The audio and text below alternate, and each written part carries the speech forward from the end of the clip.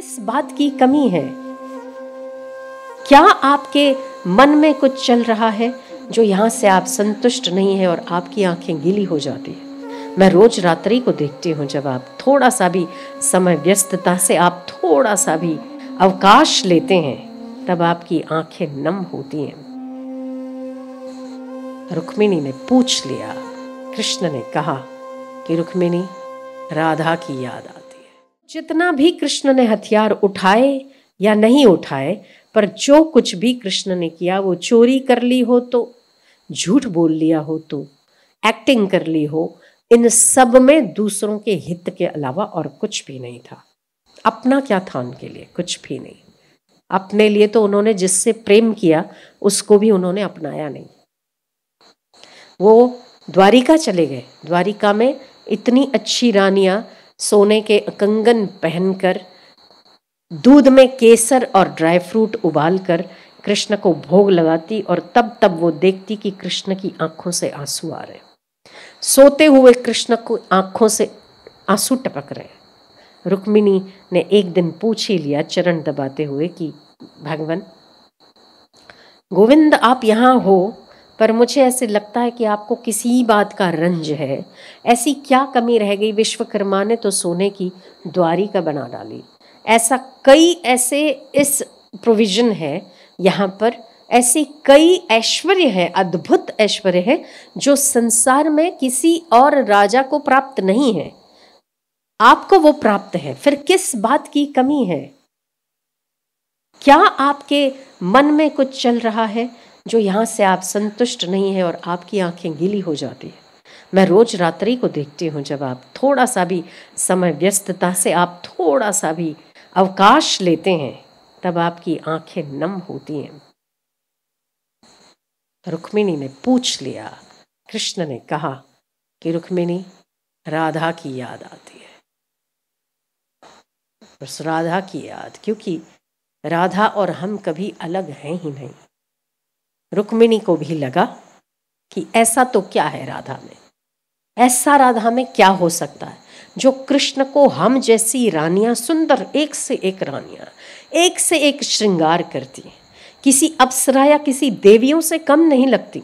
फिर ऐसा क्या है राधा में जो राधा इतनी प्रिय है कि उसके बिना कृष्ण की आंखें गीली हो जाती हैं? राधा को सम्मानपूर्वक रुक्मिणी जी ने संदेशा भेजा कि आप द्वारिका पधारिए, एक बार हम आपको देखना चाहते हैं, एक बार पधारिए आप। कहते हैं कि किसी एक समय में राधा जी की मुलाकात रुक्मिणी जी से हुई। उसके स्वागत में रुक्मिणी ने वही दूध का कटोरा, सुंदर मेवा डालकर, केसर डालकर उबाला हुआ दूध राधा जी के आगे रखा। दूध अत्यंत गर्म था और रुक्मिणी ने उन्हें थोड़ा सा एक कहा कि पी लीजिए। राधा जी ने मना किया, थोड़ी देर के बाद पीते हैं, पी लीजिए। बोले आप पहले कृष्ण को भोग लगाइए, फिर हम लेते हैं। रुक्मिणी जी कृष्ण के पास गई। कृष्ण ने वो उबलता हुआ गरम गरम दूध पिया। दूध यहाँ कृष्ण ने पिया, फफोले राधा को निकल आया। ये प्रेम है कृष्ण और राधा का। दो शरीर एक आत्मा थी।